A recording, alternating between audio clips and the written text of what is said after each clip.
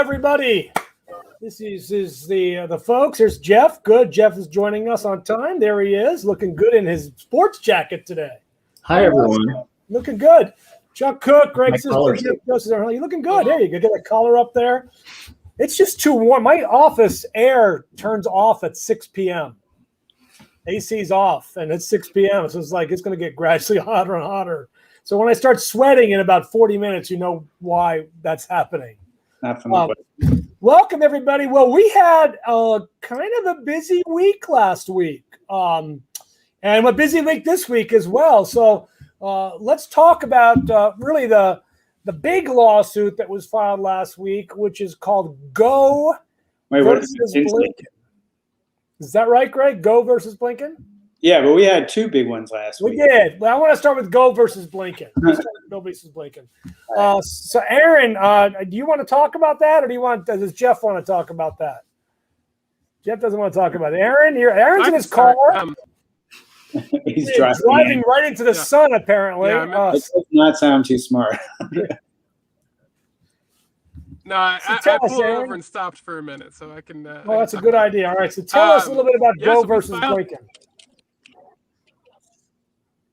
We filed this late Friday night, and this is the challenge to the Department of State's misadministration of the DV 2021 program.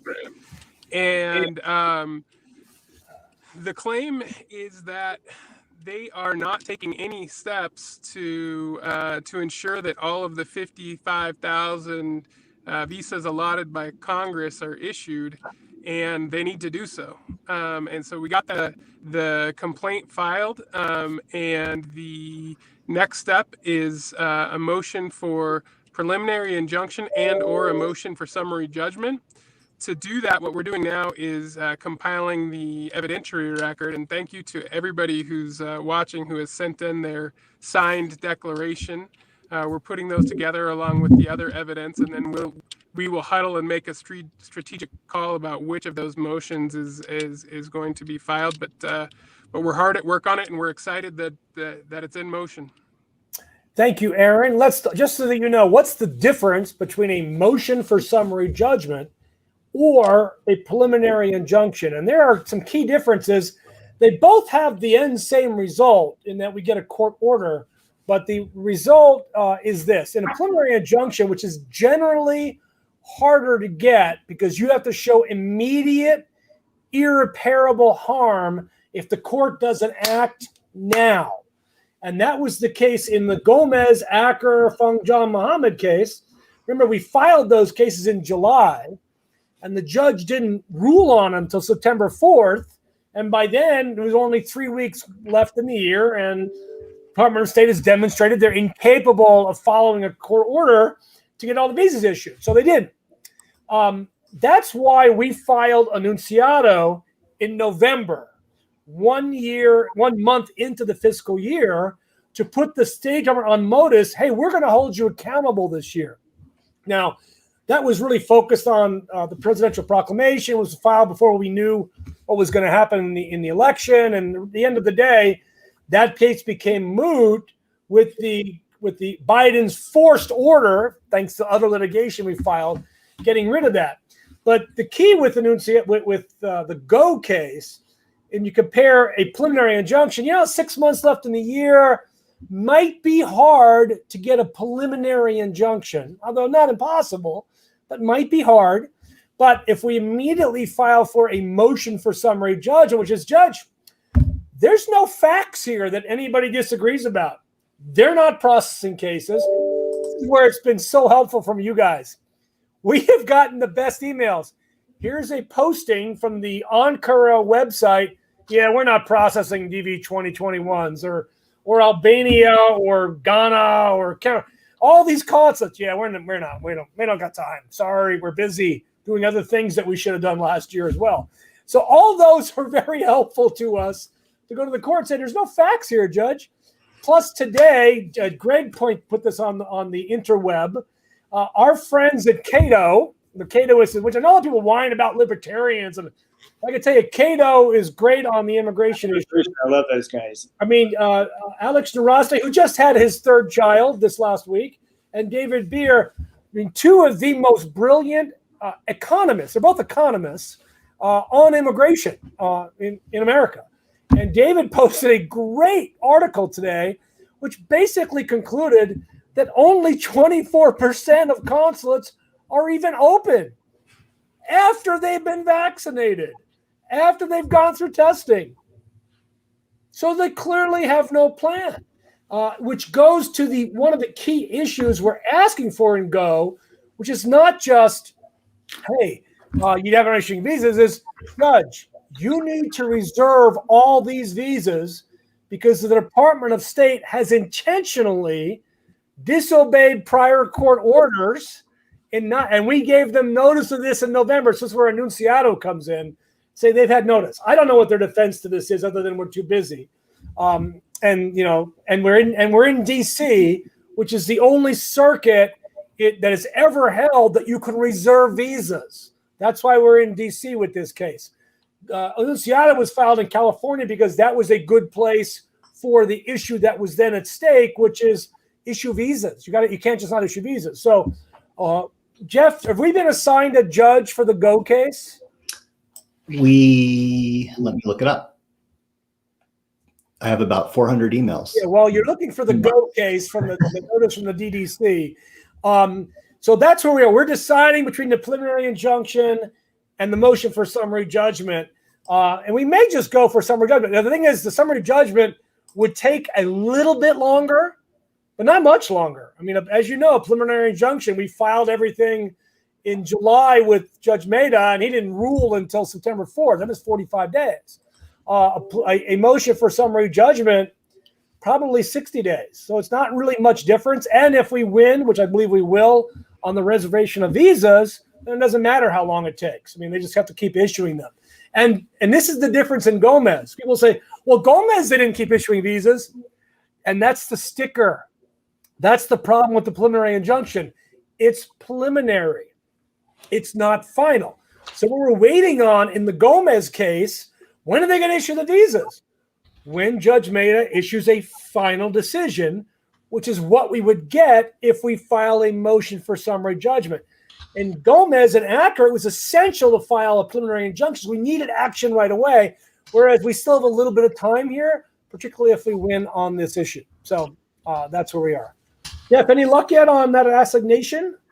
No, we have not been assigned, and actually it looks like we just got an email saying there may have been an error on our cover sheet that we need to resubmit the cover sheet. So we probably won't be assigned until we redo that. Let's get the error. Let's get that cover sheet, which is a silly little cover sheet to have to do. I just sent an email out to all of my attorneys telling them to try. Let's get that filed now.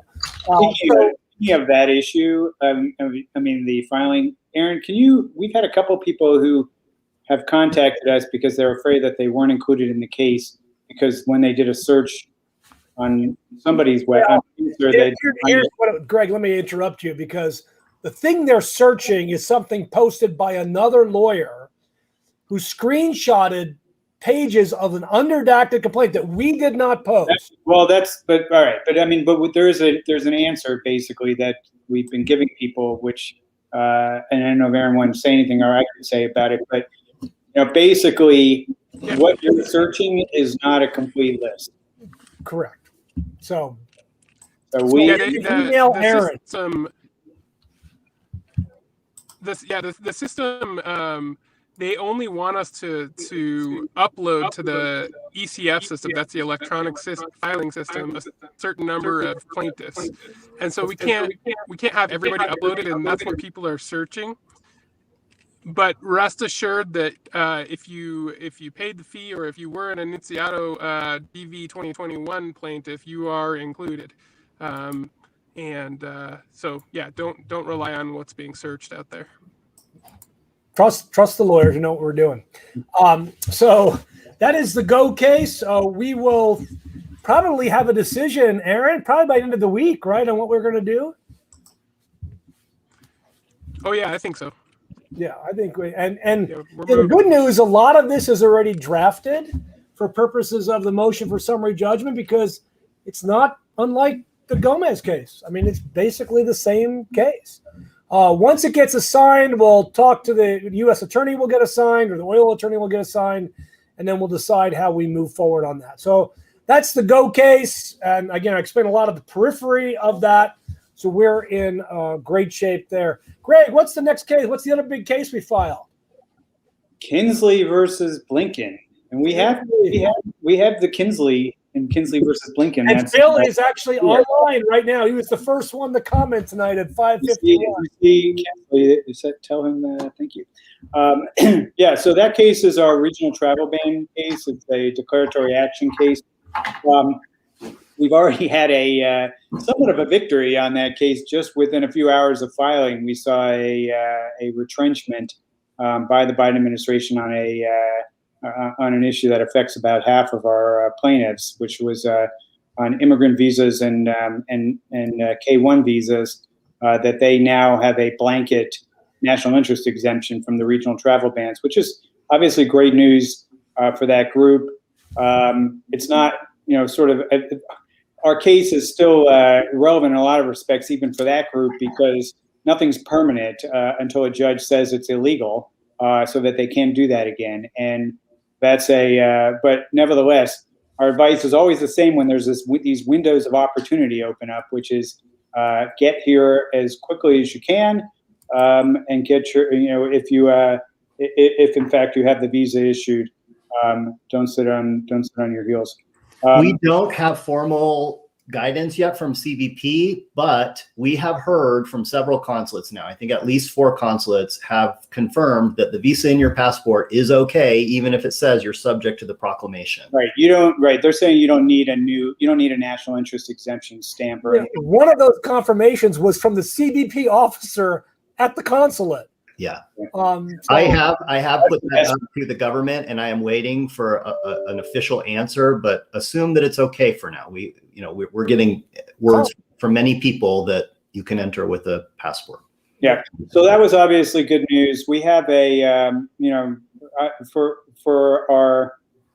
everybody else, obviously the issues remain the same, and we need to get it resolved on there. But I think that the consensus, at least, was with the lawyers that this was an extremely strong case that was filed, and we feel really good about our chances of getting a complete win here. So we should start to, as far as the next action items on that case, we're going to file, I guess, a preliminary injunction will be the next thing. Do we have a timeline as far as that yet? I would anticipate that one is also going to be either a preliminary injunction or summary judgment motion. Yeah, we might go right. More likely summary judgment motion. Yeah, probably summary judgment is probably the better option in that case. Because the truth is, there really are no facts in that case, right? I mean, there's literally, here's the memos, here's your guidance. We think it's illegal. Right. It's either illegal or not. There's really no facts at dispute. So I would anticipate that we will move straight for summary judgment on that case. Yeah, and if they were smart, they would call every single plaintiff in and they would interview them and get rid of the case, because they don't want a judgment on this issue. That's why they responded so quickly to it, because they do not want a final judgment that says their interpretation of 212F is illegal. They don't even have that in Gomez yet, technically. And I think the fact that we're all filing these cases, it's one law firm filing, the K-1 Milligan case and the O-1 TATE case, and then suing individual consulates, it really all is working together very nicely. Because remember, a victory in one lawsuit spills over to the other lawsuit. All of a sudden we're seeing people scheduled for their EB-5 interviews, and it's just things. I haven't had any hearings or anything on that one yet. So. No, I mean, I basically have talked to government counsel once. Yeah. He said, "I'm going to talk to my client and I'll get back to you."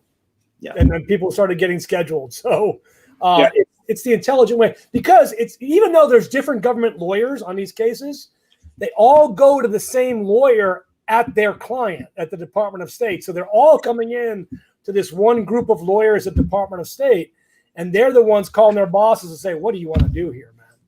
Right. So all right. So that's Kinsley. I did have a couple of things I wanted to say as far as onboarding, and I don't know if you want me to talk about that now or wait. Well, let's hold off on that. Let's talk about a couple other things. We talked about FANG, EB5. I'm actually going to be talking to government counsel tomorrow, and I'll update you all about that conversation. But I know at least one of our folks has been scheduled, if not two, and they will be scheduling these because I told them we're going to be filing a preliminary injunction in that case because EB5s technically end on June 16th. Okay, technically they end for regional centers, and a lot of you folks are on regional centers, and so you need to be admitted before that date. So that gives us a reason to go forward on that. How about we got K1s? We've got the Cairo K1s have been filed. Jeff, you went mute. Yes. So let me just I'm just going to give you an update on all the K1s. All right, so perfect. Let's start with Milligan. We have a call with the government tomorrow on Milligan. The government would like us to dismiss our claim related to the proclamation. They want us to voluntarily dismiss it. Their position is that now that they have lifted, they haven't lifted, but they've granted a blanket NIE to all K1s, that it makes our issues moot. It is my position, at least initially, that A, this is temporary. It's just guidance on a website. There's nothing permanent. B, the proclamation still exists. So we do challenge the proclamations. The problem is that even if we can win that there's still a viable legal issue, we have to also show that there's harm, right? There's injury as a result of the government action. And we can't do that if there's no injury any longer. If everyone can go in and get an NIE exemption, no judge is going to say that that's enough of an injury to maintain a lawsuit. So we have a call with the government tomorrow. Remember that the government appealed the injunction, and there are things that are due on the appeal very soon. So I think the plan at this point is to try and resolve the proclamation issue, settle it with the government, with the understanding that the mandamus claims remain, right? Because we realize that just because the NIE are out there doesn't mean that you're getting scheduled for interviews. So we will continue to monitor all of your cases, make sure that they're scheduled for interview. Believe me, this U.S. attorney has no interest in litigating a bunch of mandamus cases. That is the last thing that he wants to do. So I don't think we'll be fighting this. I think we'll be trying to quickly resolve it as quickly as possible. But you should be aware that you may see movement. We may seek to voluntarily dismiss the proclamation claim. Yeah, not the case. Not the case. Okay. So the mandamus would remain alive. Now, I'm not going to go into more detail on that because there's a lot of strategy involved, and I don't really want to kind of divulge all the strategy. But Joe may be listening. Yes, Joe may be here. So anyway, so that's that. On the Egypt case, the K1 case, we filed that also last week. I got an email today that I think 7 or 8 people have already been scheduled for interviews and have interviews coming up. So again, not even a phone call to the government. The case hasn't even been assigned to a U.S. attorney. I don't even know who the government attorney is, but the cases are moving. And I think it's because sure somebody signed, they entered their appearance yet, but they know. Yes. They've been served. Manila K1s, I'm sorry, Brazil K1s. We just got all of the declarations completed today. So we're working those into the complaint. I anticipate that will be filed tomorrow. And then the Egypt spouses, we need to get finish up the declarations for that, and also the Manila K1s. And I anticipate those will be filed either the end of this week, or Greg, you probably know better than I do on those, how the declaration. Yeah, they're in pretty good shape. I mean, that'll be filed this week, but I did want to, I think it's worth mentioning something about K1s from, Manila folks from Milligan, because, I know that's going to be an issue that's going to come up in the conversation tomorrow. And it came up in the report for the judge on there. So we get a lot of questions about that. And maybe you can sort of mention one, where we're probably going with that issue in Milligan, and also how the new case affects, how they affect each other. Yeah. So, the only thing we can really do right now with mandamus is report delays to the U.S. attorney. That's really all that we have the power to do. We can't call the consulate and say, you have to interview these people. All we can do is keep your cases on the radar screen. The advantage of filing these other lawsuits individually against an individual consulate is it elevates that particular consulate to the judge's attention, right? I anticipate that these are all going to be assigned to Boasberg, as was Egypt. Yep. So now Boasberg is seeing, look, this isn't just a problem with these particular Milligan plaintiffs. This is a consulate-wide problem. We now have 100 plaintiffs that have the same issue. And the judge then is looking at an individual consulate and saying, this is just simply not okay. So that's the advantage of being in Milligan, but also having this separate lawsuit is because they play together very nicely, and we're seeing that happen. So that's great news on the K1s. Of course, I talked briefly about DV 2020. Everybody has to know, when is Gomez going to get an order? When's the final? We don't know. If you read the judge's order setting the schedule, at the end of it, he says, and once all this is done, we'll schedule a hearing at the court's discretion and time. That's it. And Judge Mehta is deeply involved, I think, in the insurrectionist cases. I think he's got assigned most of those, if I'm not mistaken. So I don't know when that's going to be done. I don't think the judge feels an urgency because he's reserved the visas. And of course, we're asking for more visas. So we're definitely not answering that question today. We've asked for more visas. You just have to wait. I know it sucks. I know your life's on hold, but you just have to wait. 01 on our Tate versus Blinken case. Our last plaintiff got her interview for Thursday. Yay. Our first one that we're taking through to completion. Yeah, so we'll be dismissing that case as soon as her visa is issued and go from there. And again, the final one we talk about is Annunziato, because we didn't dismiss the Annunziato case. All right, the plaintiffs in that case are now plaintiffs in Go, so they're no longer in that case. But Annunziato continues, and we'll be speaking to government counsel about about those cases that have been pending on her docket and asking her to resolve them. So that's kind of where we are on that. I think she wants to move towards summary judgment, motion to dismiss, and let her. I think we've got a good argument that the consulates still aren't adjudicating those cases. You can't keep prioritizing only some cases randomly. You just can't do that. You can't say, well, now that you've sued us so much, we're only going to do K1s and immediate relatives. Well, what about F2As? What about EB3s? You just can't be the little Dutch boy, to use a Hans Christian Andersen euphemism, running around plugging holes in the dike. That's not how government works. It's just not. So, the government by little Dutch boy example. There you go. So that kind of hits all of our pieces of litigation here that we have going on. We're going to go ahead and answer some questions now. And I obviously forgot to turn on my... I did have a couple of onboarding things. I would just... Oh, yes, onboarding. Sorry, Greg. So first off, we are onboarding now Moscow. And Chuck, I sent you in the private chat the link for that. So maybe you can put that in the YouTube comments. So that one is that one's ready to go, and we are hopefully the goal is to get 100 plaintiffs on that one. That's what we officially need for it to proceed. I feel pretty good that we're going to see that.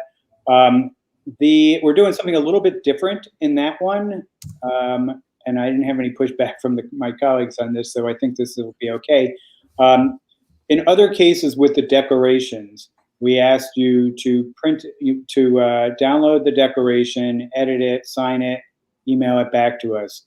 With this version of it, I've created a signature that you can sign it with your cursor or with your finger if you're doing it on your phone. You can sign the declaration that's created within the app, and that will make it a lot easier. You don't have to actually print out anything or download anything unless you have something you want to edit, which you can, just edit it and then email it to us, or you can just go back into the app and redo it. But that should save everybody time, save you guys time, save us time on there. So that's one thing that's a little bit different this go around. The other thing that I posted, which I think is going to make life a lot easier for everybody as well for cases going forward, is I've automated our waiting list. For our different cases. I've set up an app that essentially, if you're too late on a particular case, as far as the filing has already happened or we're about to happen and we're not taking any more plaintiffs, and you want to register your interest, you can do so with the other link, Chuck, that I sent you in the private chat. So go ahead and do that. I don't know if Aaron's still on. I think we're going to have to do one basic amendment on the Kinsley case. There was some confusion regarding two organizational plaintiffs, and that will be have to be taken care of, which means we can probably add some people to that case while we're taking care of that loose end. So if you wanted to be in the Kinsley case for the regional travel bans, you can still probably do that. Just go on that. So go on there, and we'll look for anybody that fills out that identifies that particular case. And then I don't know if we're gonna. I'm definitely collecting for the DV. I don't know whether we're gonna have any, whether that's likely or not to result in additional plaintiffs. But all the cases that we've just finished onboarding are on that waiting list. So if you missed it, no guarantees we're going to be able to take any of you guys for that. But if you want to be register your interest, and we are able to take more people in any of these cases, don't email Chuck, don't email Jeff, don't email me. Fill out this little form, and that is your best chance of it being found and you getting notified in a timely manner that we're doing that. And you should do that regardless, because even if we don't file, for example, another case, there may be another case that we file which you may benefit from, right? So, for example, even though we didn't file more Milligan plaintiffs, K1s were able to join the regional ban case. So sign up anyways. Also, even if we don't file a lawsuit, our colleagues at other law firms might, and we may be able to refer you over to them if they file a lawsuit. So it is worth signing up regardless. Terrific. So we have some questions here. Somebody's ad factum. I don't know what that means. Consider switching consulates. Again, Montreal was on the list that we gave the judge, and we simply don't have a rational explanation from government counsel about why they're just not interviewing, especially now when they're supposed to be top priority. So one, we will mention it tomorrow to government counsel, along with Manila, which is obviously not interviewing, and say, look, this is just not acceptable. You want us to do something to help you? Then you got to tell your client they got to interview people. I mean, there's two freaking people up there. How long is it going to take? 20 minutes? Just get it done. And I understand it's hard to switch consulates right now. So ad factum, we'll probably send an email around after we talk to government counsel to let everybody know what's going on. And then you can make a choice about how you want to move forward on that. Now, she asked a follow-up question. More corrupt if the judge rules in our favor. Well, when the judge rules on the mandamus in our favor, they have no choice but to adjudicate the case. They can't just ignore the judge, and they won't. So, we get what's going on. And of course, you can, according to the government, right, Greg, you can reach out to any country in the world and ask them to take your case, and they'll happily do so. And they'll switch. Yeah. So, by the way, the government Joe Biden did in fact announce new nominees today to run the key government agencies, except no Assistant Secretary of State for Consular Affairs. All right. So can you tell us more about the motion you filed in Milligan, R2 Manila? So Greg's already talked about this. Jeff already talked about this, about where we are on that with the government counsel. And we'll have some more information after we talk to government counsel tomorrow. Wait, well, on this one, though, I think they may be confused. We're not filing a motion in Milligan. We're filing a separate lawsuit against Manila that's a mandamus. So you all may recall that we were going to file a motion to clarify the order, to be universal, clarify that it was a universal order. I sent that motion to Joe last week, and literally 8 hours later after that motion and we filed the regional ban case was when we got the new guidance. So we will not be filing that motion any longer because it's now moot. This is a legitimate concern. People say, is there a possibility of the government not giving us priority even when mandamus? If you are a named plaintiff in a case and the judge grants the mandamus, then you have to be given priority because that's how it works. That's how mandamuses work. Yeah. And now I will say, though, I think I've said this on prior calls, the messaging back from the consulates has changed. And now the messaging we're getting is, yeah, we realize you're in Milligan, but the fact that you're a named plaintiff in Milligan does not give you a jump ahead of other people that are already in line. That is their message. And I think they're correct on that. I think if they're really following first in, first out, the fact that you're a named plaintiff alone doesn't give you priority. What does give you priority is that as long as your name is in front of a judge, there's a judge watching your case. And there will come some point where the judge is going to say, this is no longer okay. You know, these people have paid, they've waited, issue their visa, regardless of whether he issues an order or not. So, but Jeff, if the judge, when he does issue an order, then it's 100%. Then they're 100%. ordered to approve the case. And the judge will set a deadline by which the case needs to be done. And I think we're getting there because, you know, right now the judge is being very patient with us. He's just sort of granting us indefinite extensions every 30 days. But there's going to come a point where he's like, no more. You guys need to resolve this. Right. And I think that's where Joe and I say, are we going to go for summary judgment or are you just going to approve the cases? So, Measy, we already talked about and addressed this issue. Let's see. Round 3 plaintiffs in London will haven't received interview dates. I mean, there are some, I mean, a number of third-round plaintiffs, I think, have gotten interview dates, just not everybody. Because the consulate, as we learned today from our folks at Cato, they're at 24%. And even those consulates that are open are not fully open. That was in addition, there I thought it was 500,000 cases in backlog. There was an article that came out from CNN talking about our regional ban case. And that article says there are 2.6 million cases in the backlog. So, you know, if you're getting interviews, you're in good shape because the rest of the world is not. You're definitely getting there.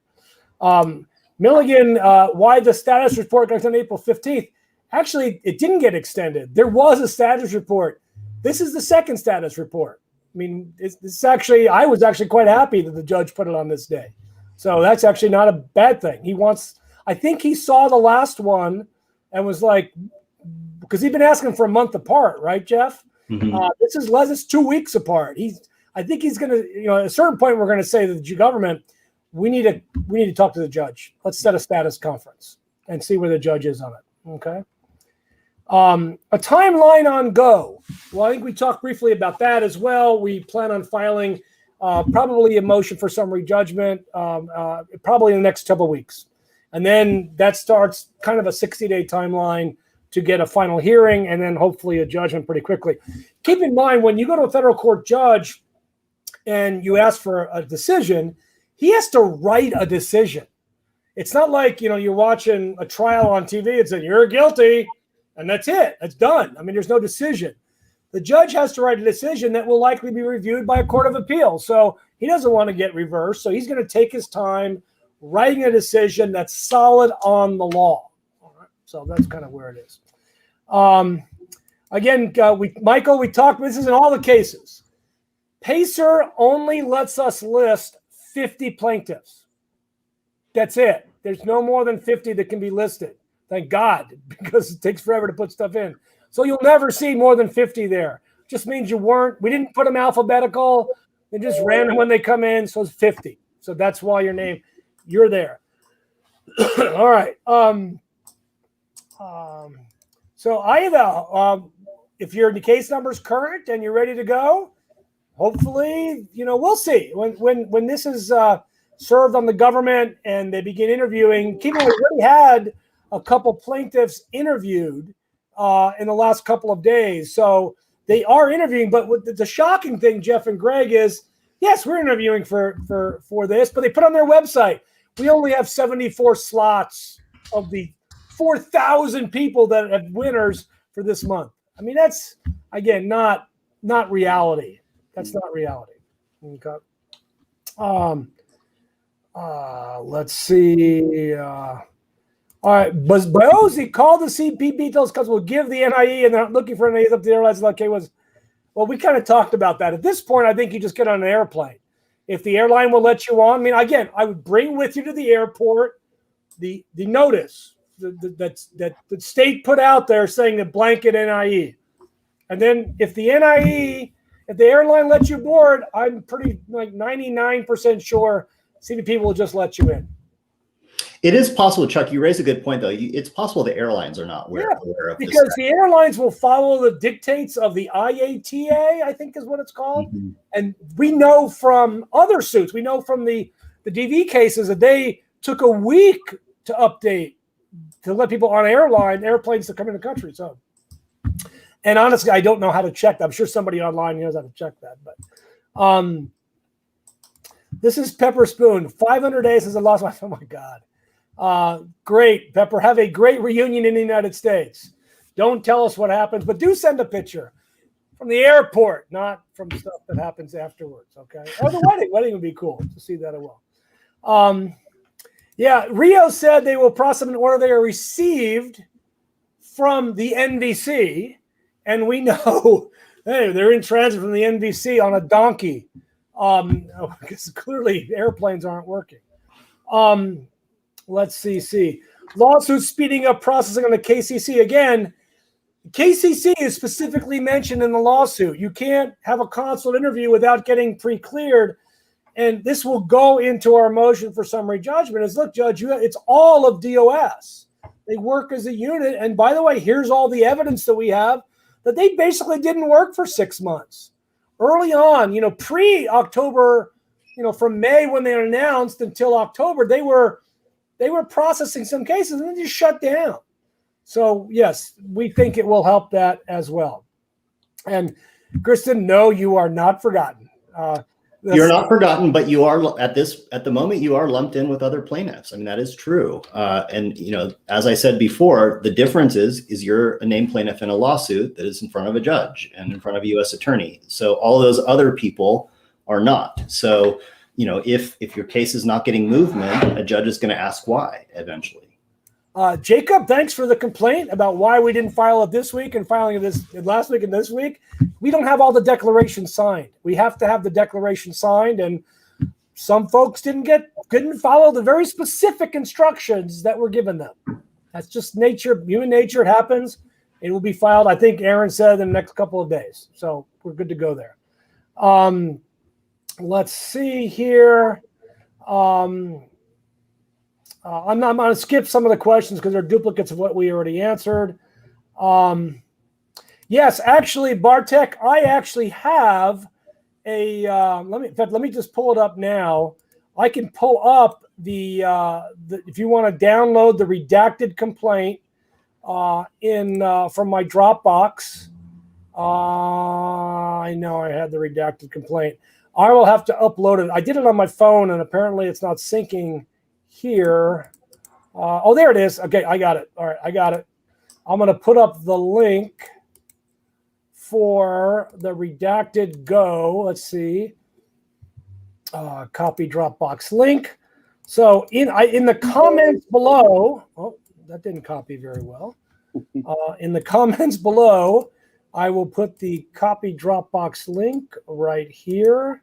There you go. So look in the box, the chat box. At the bottom is the link for the Go redacted complaint. Okay. The first 50 pages are all black because it's all the names of everybody.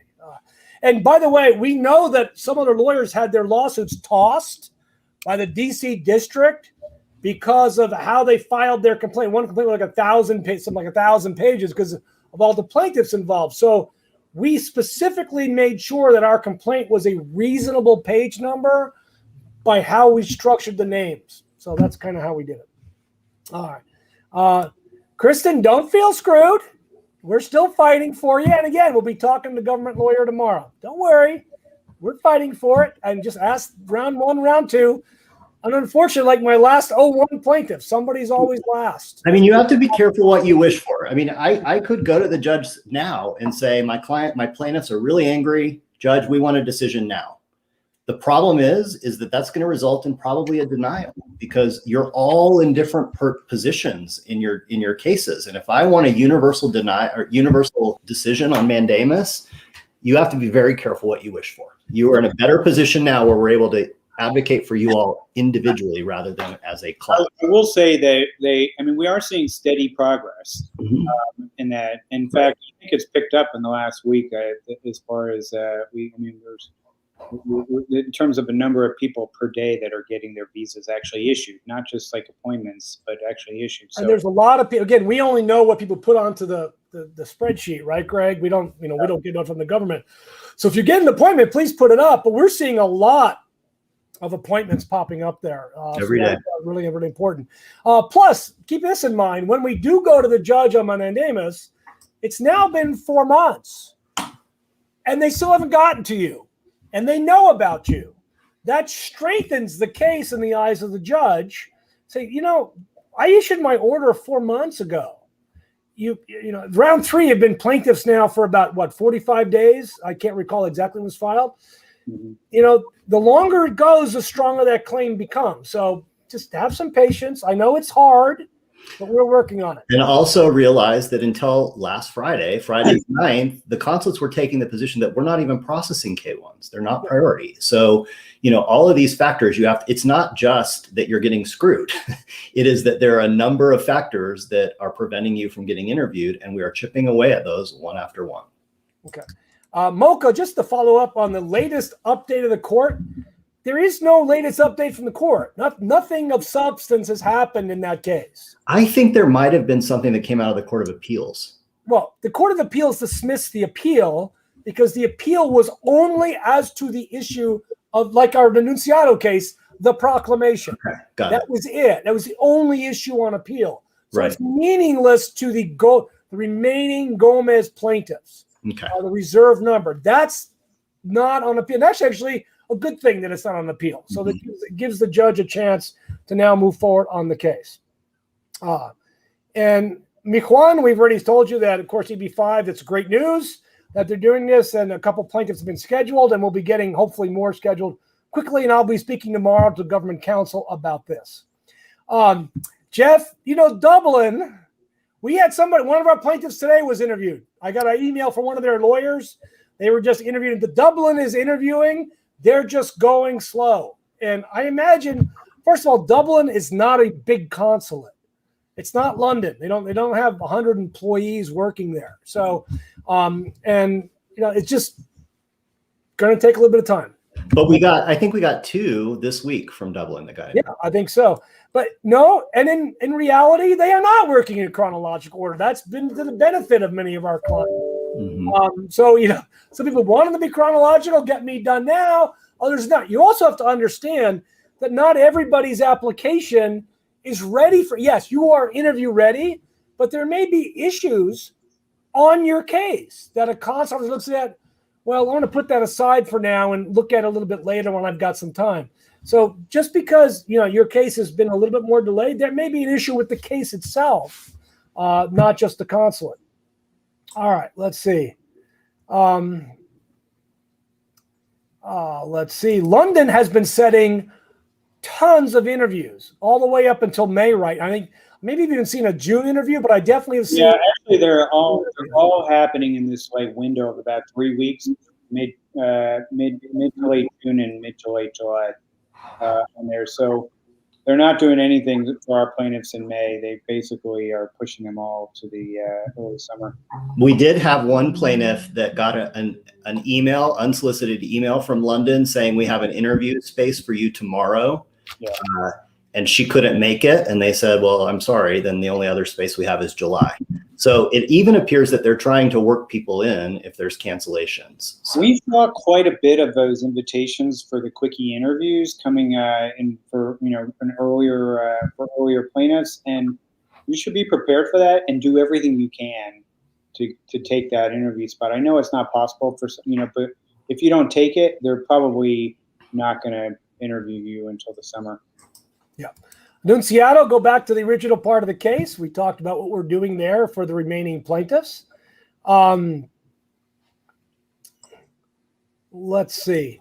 So this is a good question. Again, it goes back to the same issue of prioritization.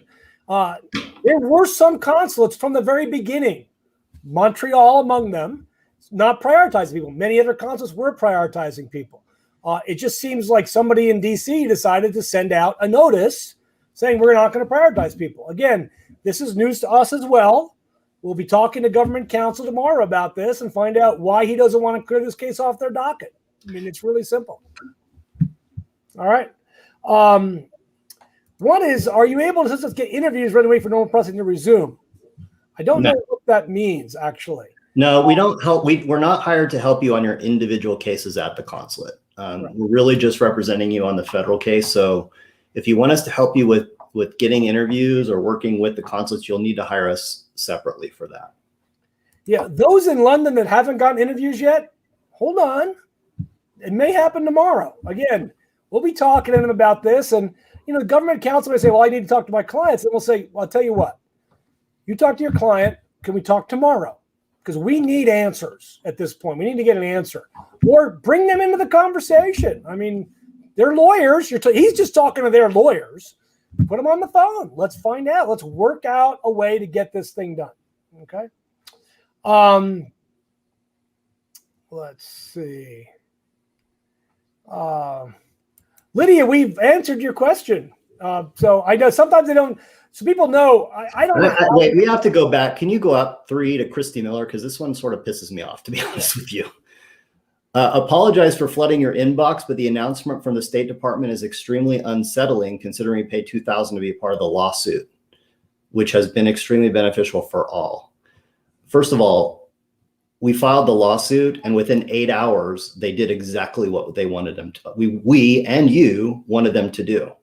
So I don't understand your being extremely unsettled. In fact, we got you a resolution within 8 hours of filing. So it doesn't matter. The fact that it benefits all is a good thing. You should be happy about that, not unsettled about it. And more important, Jeff, not only did they lift it, but now they have supposedly prioritized K-1s equal to spouses of U.S. citizens over, and they even said, we're not going to issue immigrant visas. All the DV lottery people, they're getting screwed by this announcement so that the K-1s can be adjudicated even more quickly. So this is actually a good thing. And that's just a question of getting our plaintiffs their interviews as quickly as possible. We're also never going to take positions that hurt immigrants.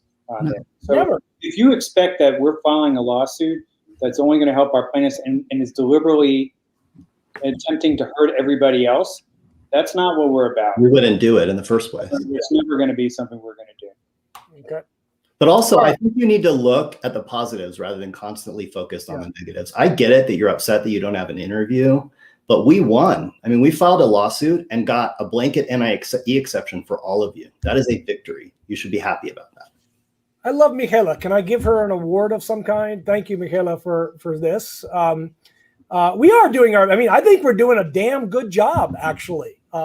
Hundreds of our clients have entered the country since we started filing. Probably a couple thousand at this point have entered the country since we started filing these lawsuits. And we literally have forced change at the federal level that impacts everybody in the world. I mean, damn, this is one of our highlights of our career to kick their butts. And the thing is, we're going to keep doing it because we know it's not enough. We will not be satisfied until they do the job that the law requires them to do. I thought that one of the most interesting things was that CNN article that said specifically that the Biden administration is scrambling right now to deal with this issue, partially in reaction to these lawsuits. Yeah. Which means he got that notice from somebody at the administration. Yeah. He didn't just make that up. Somebody told him that, which is probably off the record. All right. Okay. Let's see. I'm going to ignore some of them because we've already talked about this. Saludos, Gorky. This is my wife, my new plaintiff. This is the last chance. Country is no longer eligible for DB 2022. I don't know which lawsuit your wife is a plaintiff in. I think it's a DV 2021 lawsuit is what his wife's plaintiff in. Keep the faith. I feel confident we're going to win this and get all the visas. That's the benefit of having done Enunciado. We put them on massive notice. You can't screw people like this again. And so I feel very comfortable with that. All right. Let's see. Let's see.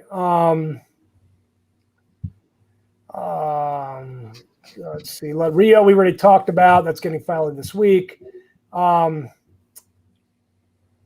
see. Okay.